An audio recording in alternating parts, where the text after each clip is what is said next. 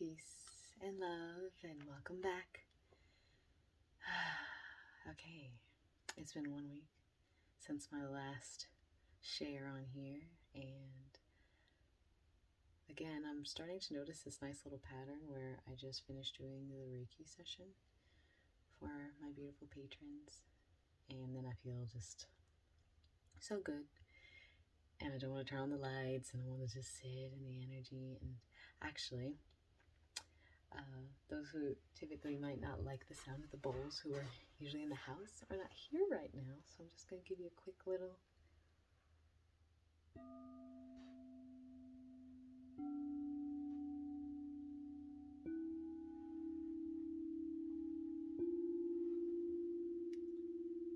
Nice inhale. Number two.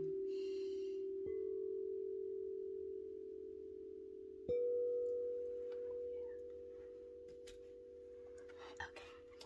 I have my handy dandy candle like I did last time, except I have a little table for it. So I'm just going to sit here and talk to you guys. Hello. How are you doing? I trust you're doing well. This isn't going to be super long. My last one was kind of super long, and I think they will be less long the more consistently I do this for myself. I still did journal because I spoke recently in my last one that I'm being called by Spirit to write less, talk more.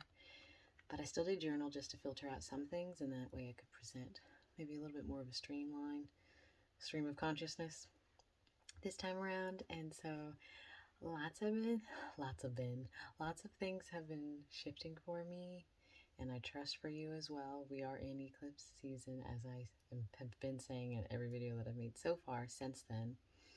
We are currently in eclipse season, and so I'm not really that surprised at what I've been feeling internally, but it's been feeling very tower cardy, feeling very death cardy, especially in terms of like just to allow you to have an idea of how you can do this for yourself. I have Scorpio, the Scorpio full moon is transiting my 10th house of my work house, my career, my legacy, what I want to do here on earth to make a difference for the collective and humanity and Gaia.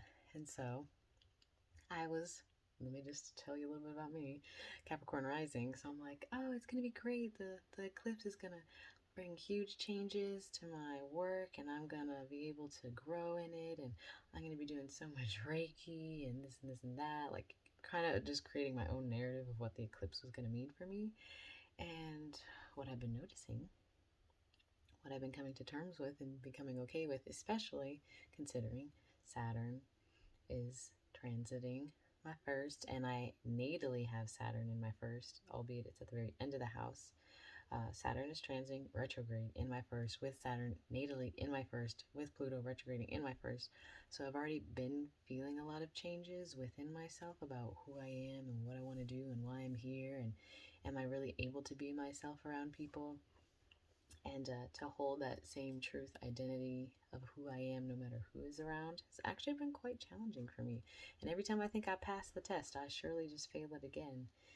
And I know this because when you're aware of patterns within yourself and things that you know are not healthy for you to do, you get challenged to like overcome them by having opportunities to, which means circumstances or experiences with other people or situations that ask you to step into the version of yourself that no longer repeats the patterns that are unhealthy for you.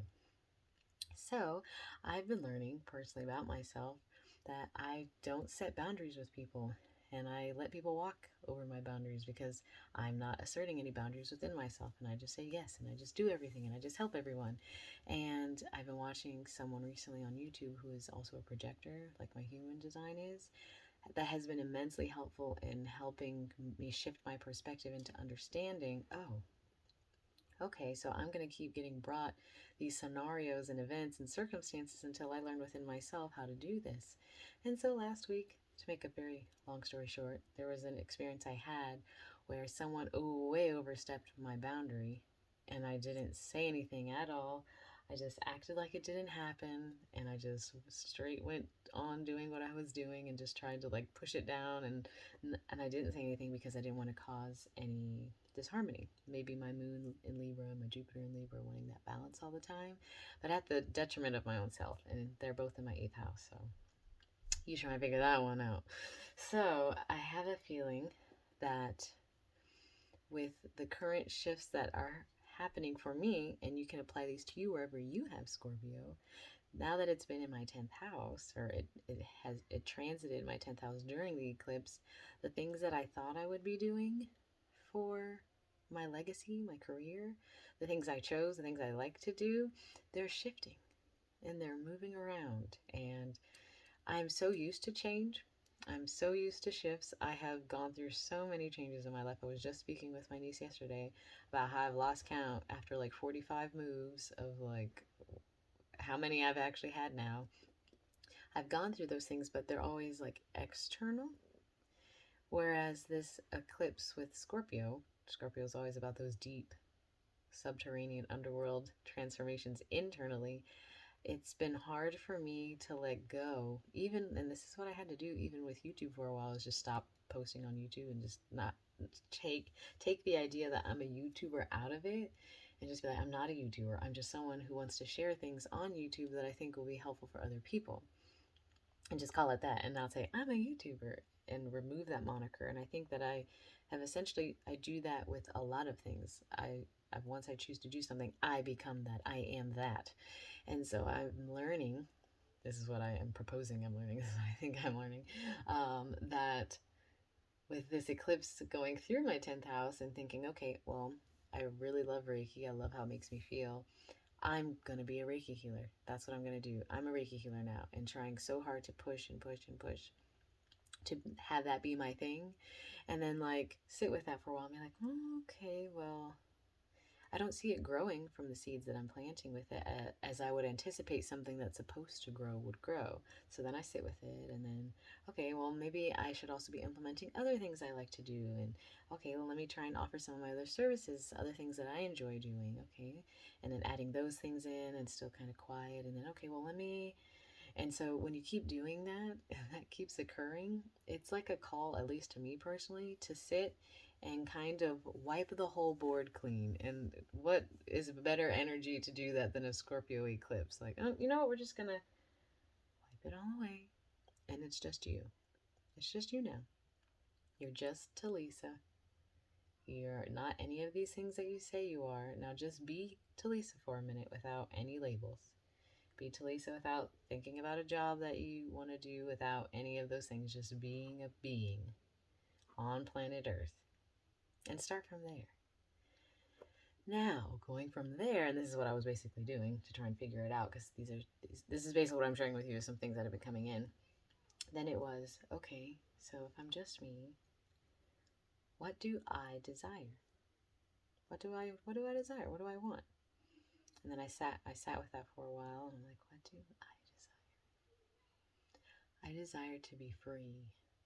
I desire to spend as much time as possible in nature. I actually don't mind traveling a lot. And having moved that many times, I feel was preparation for what I would be stepping into doing.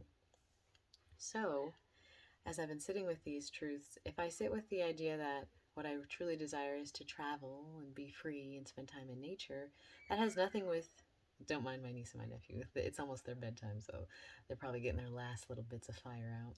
My idea to like push into like being a Reiki healer as my thing has nothing to do with the undercurrent of wanting to travel and experience Gaia and explore new places, and with a new found passion and understanding of the power of using that experience to shed a light on Gaia in general, and like the power of taking that experience that I do want to do and then sharing beautiful things along the way, talking about the things I want to talk about, talking about the water, talking about oceans, talking about hemp, sustainability and composting, and all the ways in which we're going to really need to make a change here as humans on Earth if we don't want Gaia who she's included in my Reiki sessions I do every Sunday.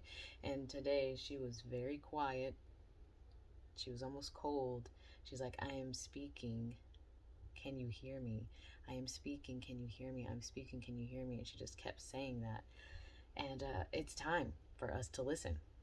It's time for us to listen to her. And so these are all things that have kind of been culminating. And I'm saying this because I think it is something we should all be doing is collectively. I think what I'm experiencing is just the micro of the macro, and it's a collective shift. And so if you've been having trouble figuring out why things feel so crazy, look to your houses where Scorpio is, and don't try and project what you think the transformation is. Just kind of sit with what has been happening. So like if you have Scorpio in your fourth house of your home environment, you may be thinking, oh, lots of shifts are going to happen in my home. You might think it's your actual physical house, but it could be the family that you have in that home, or it could be your generational trauma that's getting transformed. It could be generational patterns. It could be so much other than that. And because it's Scorpio, it's probably deeper than just a house. It's deeper. So for me, it's not like, oh, my career, my legacy. It's deeper. It's not, oh, these are the things. It's deeper than that. It's like, why do you want to do that? What are your true intentions? What's at the seed of that? And so I do love Reiki. I'm not trying to say that I don't. I really do love Reiki, and I love how it makes me feel. I love how it clears out my energy field, how it shields me, protects me, fills me with light, recenters me, aligns me. It's a truly beautiful gift, and I like sharing it with others. But if I had to try now and shift my focus into that's all I'll be doing, I'll be cutting out a lot of what brings me my true joy. Not that, like I said, Reiki doesn't bring me joy. My true joy, and then sharing Reiki along the way.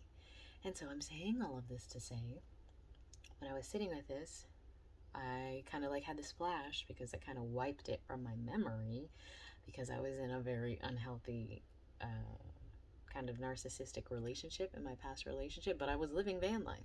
I renovated the van, I built the bed, I got everything set up and ready, and I was so excited, and I was so ready for that to be what I thought it was going to be, and it wasn't. It was hell. It was hell on earth.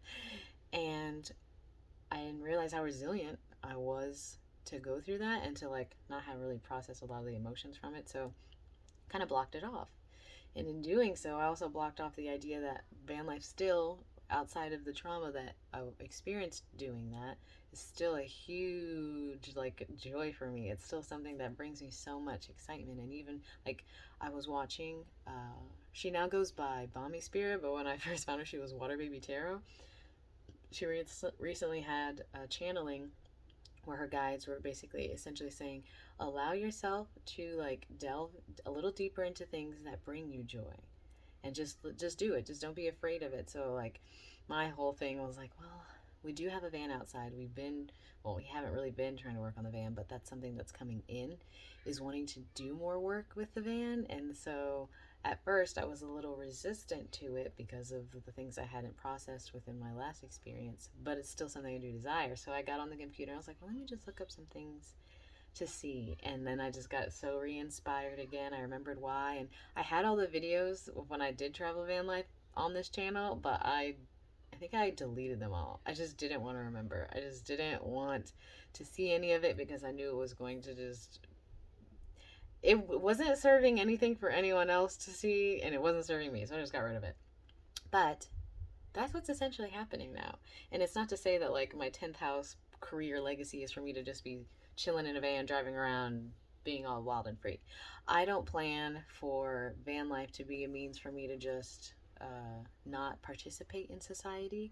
I want van life to be a means for both my partner and I to find the time and the space to honor ourselves and our energy, and to learn how to find where our energy begins and ends, to connect with Gaia, to meet people from all different types of places, to understand the energy all over the places that we go, to connect with people in a deep way through sound, because we're going to bring the bowls with us, to speak with people who come up to us who are hearing us playing, to shed our light on the things we feel passionate about. So I'm going to be talking a lot about water and water sustainability, and the foundations that I want to donate to, because I'm not at the space and place at all to have my own kind of water cleaning initiative, to speak about hemp and the power of the plant to be able to replace all biodiesels, petrochemicals. It is able to turn into clothes, to turn into gas. It's able to turn into buildings. You can do everything with hemp, and it would replace everything else. And there's a book called The Emperor Wears No Clothes that I've been reading. It's been blowing my mind. Please look into it. Hemp seems kind of to me like a big portion of Gaia that's been ripped away.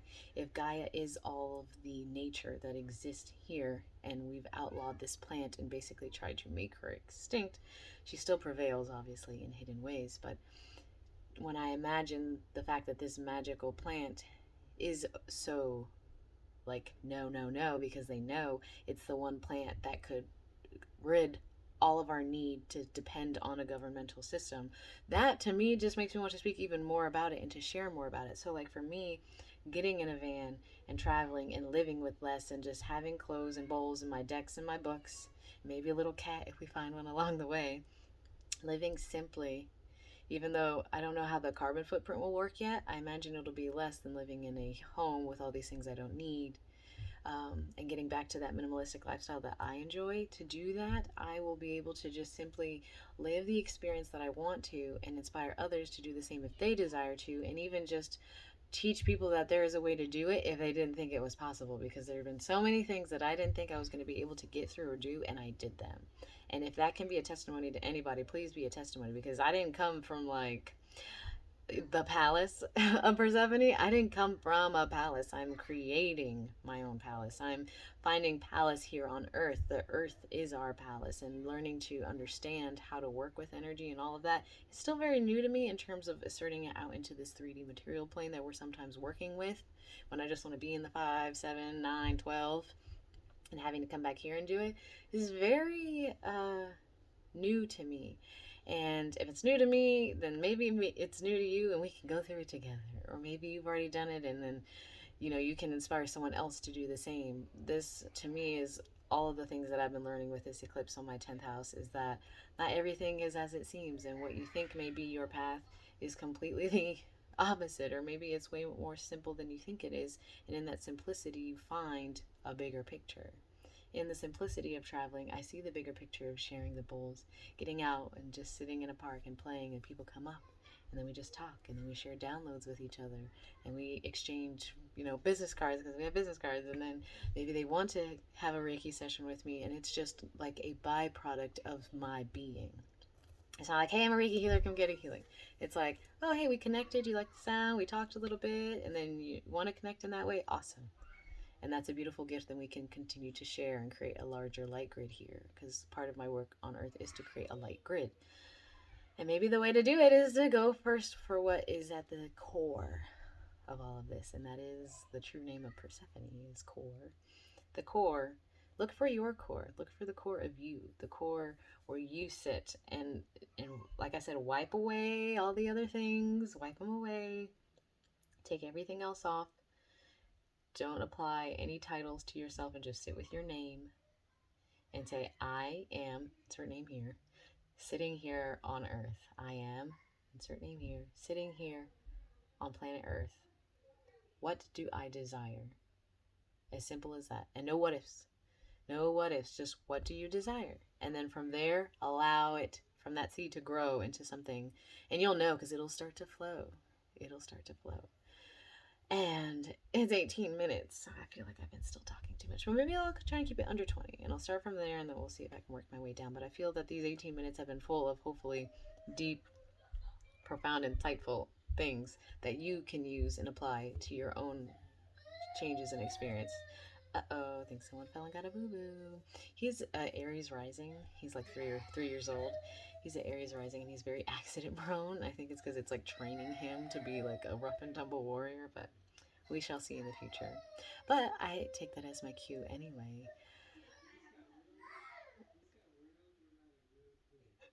So yeah, these are big changes that I've been going through. Uranus is transiting my 4th house of the home environment, so I'm kind of getting used to the deep, deep, deep changes. And they're changing for us at a very large level. So basically what I'm trying to say is what I would be doing over the summer is completely different than what I thought I'd be doing. And I'm really going to be focusing on getting the van ready, renovating it. I'll be sharing it here. You can join. or just give me some support from across wherever you are. Just like, I believe in you. But I believe in me, so that's all that really matters. So, yeah, I will talk to you the next time that we sit and share space together. And until then, I trust you will stay open to the signs and the synchronicities. I saw a turtle this morning. I was like, slow down. I trust you'll stay open to the signs and synchronicities that are awaiting you in your now moment. So stay open to them. I'm at 20 minutes now, so I'm going to go ahead and close this out. As always, until I see you again, I am sending you peace. I'm sending you love.